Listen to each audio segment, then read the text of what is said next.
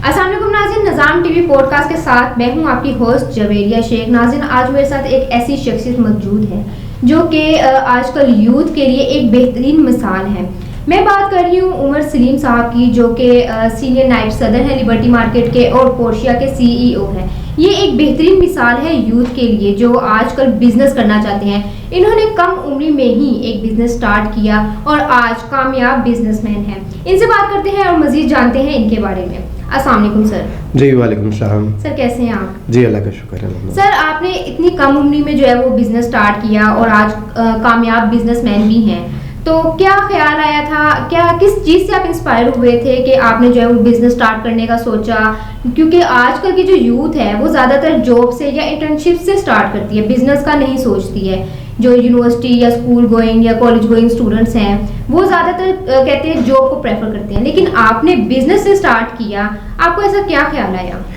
देखिए, पहले तो मैं आपको बताऊं कि I was just 15 years of age जब मैंने इंटर्नशिप शुरू की अपने फादर के अंडर और अपने ताया और चाचा के अंडर, जो हमारा फैमिली बिजनेस था उसी के उस पर, और मैंने वहाँ से स्टार्ट लिया। मैंने भरपूर सीखा and it took me 7 years.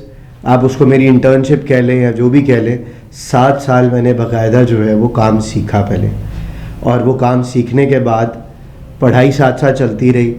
अपना तालीम मुकम्मल की और तालीम मुकम्मल करने के बाद मैं बिज़नेस में 2002 के अंदर आया। तो ऐसा कतई तौर पे नहीं है कि मैं डे 1 से ही बिज़नेस स्टार्ट किया। मैंने पहले काम सीखा, साथ साथ तालीम। हमारे यहाँ हमारी बरादरी में और हमारे घर में ये रिवाज है कि बहुत कम उम्री के अंदर लोगों को बिज़नेस में लाया जाता है, बट हमारे साथ साथ अब जो है वो वक्त बदल रहा था, तो मेरी वालदा की ख़ास तौर पे ख्वाहिश थी कि मैं पढ़ूं और पढ़ने के साथ साथ काम भी करूं। तो मैं पढ़ता भी रहा और मैं साथ साथ काम सीखता भी रहा, और 2002 के अंदर मैं प्रैक्टिकली बिज़नेस करने के लिए जो है वो फील्ड में आया और फिर मैंने बिज़नेस करना शुरू किया। अच्छा, आपने जॉब भी की और मतलब एक इंटर्नशिप की अपनी फैमिली के साथ ही और बिजनेस स्टार्ट किया, तो आप किस चीज़ को प्रेफर करते हैं ज़्यादा, कि बिजनेस करे बंदा के जॉब ही करे? देखें, अगर तो आपका क्राइटेरिया, आपके वसाइल और आपकी बैकग्राउंड सारी चीज़ें आपको इजाज़त देती हैं बिज़नेस करने की, तो मैं ये बोलूँगा कि पहले आपको जॉब करनी चाहिए, बाद में बिज़नेस करना चाहिए, ताकि आप एक्सपीरियंस गेन करके आएँ। आज के दौर में कुछ लोग कहते हैं एक्सपीरियंस की वैल्यू नहीं है, लेकिन मैं ऐसा नहीं मानता। मैं अभी भी ये मानता हूँ कि एक्सपीरियंस की बहुत वैल्यू है, और जब आप एक्सपीरियंस लेके आते हैं तो जो गलतियाँ कोताहियाँ आपने करनी होती हैं वो गलतियाँ कोताहियाँ नहीं होती। फिर आप अपना बिज़नेस करते हैं तो फिर आप गेन ही गेन करते हैं। होता है बिज़नेस में लॉस भी होता है, बट जो चांसेस ज़्यादा हैं वो लॉस के चांसेस मिनिमाइज़ हो जाते हैं। तो आपको फिर बिज़नेस करना चाहिए, ज़रूर करना चाहिए। अच्छा, लड़के तो ज़्यादातर जाते ही बिजनेस साइड पे हैं, पहले जॉब करते हैं फिर बिजनेस को प्रेफर करते हैं, तो लड़कियों के हवाले से आप क्या कहेंगे कि लड़कियां बिजनेस कर सकती हैं? आज दौर बदल चुका है, अब लड़कियां बराबरी की सतह पे आ चुकी हैं। आज हम जेन ज़ी की बात कर रहे हैं। जब जनरेशन ज़ी आ चुकी है तो हम लड़कियों को क्यों बराबरी के हुकूक नहीं दे रहे, या हम बराबरी के हुकूक क्यों नहीं देंगे?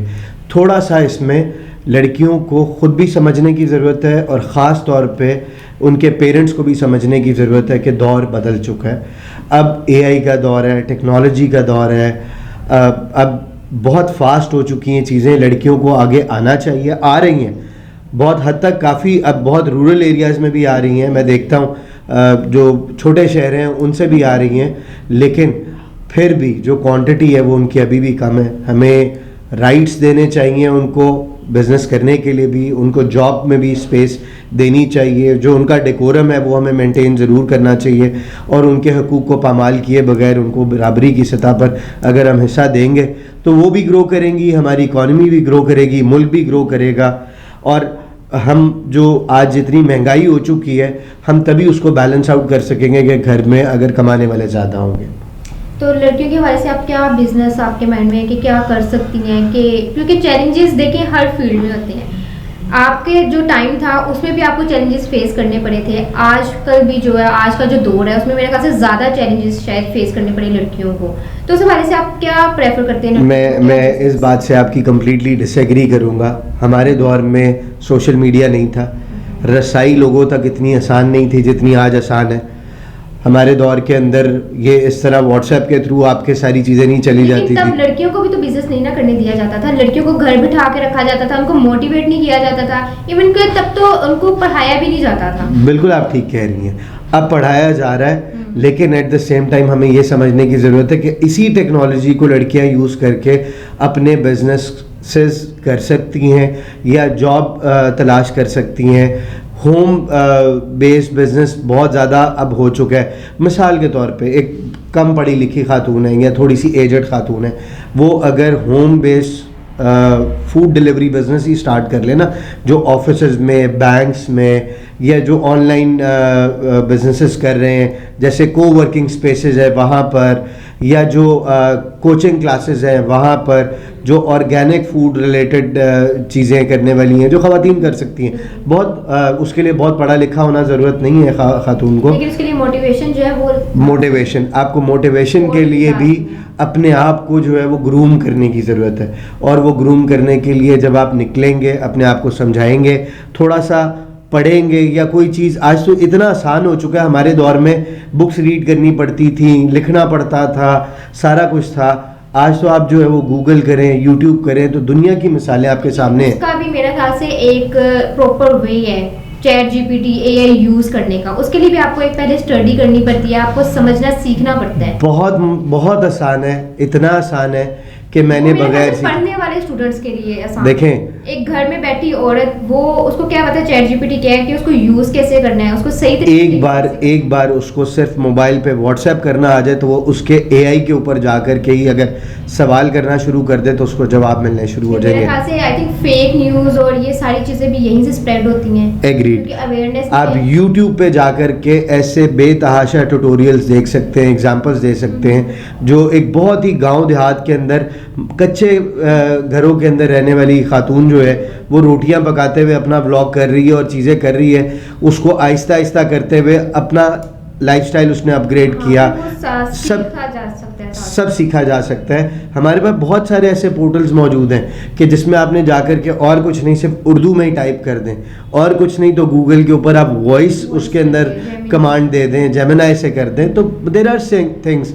आपको सिर्फ अपने आप को मोटिवेट करने की ज़रूरत है, वो अर्ज लाने की ज़रूरत है जिस अर्ज की बुनियाद पर आप कुछ ना कुछ तकदो करें। एग्जैक्टली, उनको पीछे सपोर्ट की ज़रूरत है, घर वालों के सपोर्ट की ज़रूरत है, बाहर से मोटिवेशन की ज़रूरत है, साथ साथ फिर बंदा जो है वो लड़की एक बाहर निकल के काम कर सकती है, बिजनेस चला सकती है, जॉब कर सकती है। आप एंड पे क्या यूथ को पैगाम देंगे? There is no way to success by a shortcut.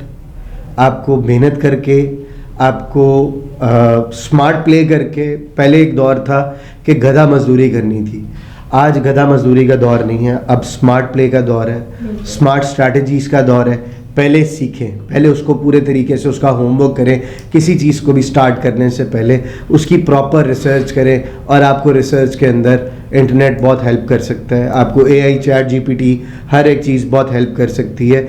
दूसरी जो एग्जांपल्स आपके सामने हैं उनकी डीप डाउन स्टडी करें, उनको वेरीफाई करें, आप उस तरह से आगे जा सकते हैं। बट इन एनी केस आपको मेहनत करनी पड़ेगी, आपको उस पर टाइम लगाना पड़ेगा, आपको कंसिस्टेंसी की ज़रूरत होगी, आपको एट द सेम टाइम ईमानदारी की ज़रूरत ज़रूर होगी। जितनी देर आप ईमानदारी पर बरकरार रहेंगे, आपका रिस्क उतना ज़्यादा बेहतर तरीके से आसानियों के साथ आप तक आएगा। और अगर आप लोगों को सर्व करने की कोशिश करेंगे तो आपके लिए और कुदरती तौर पर आसानियाँ होंगी, लोग जुड़ेंगे। एक सिंगल बंदा मैं होता है, और जब बहुत सारे लोग हो जाते हैं तो हम हो जाते हैं, दो लोग भी हम हो जाते हैं। तो कोशिश करें, लोगों की भलाई करें और लोगों के साथ मिलजुल कर आगे बढ़ें तो ज़्यादा सक्सेस पा सकते हैं। जी, बहुत शुक्रिया आपका, आपने इतना कीमती वक्त दिया हमें। Thank you so much.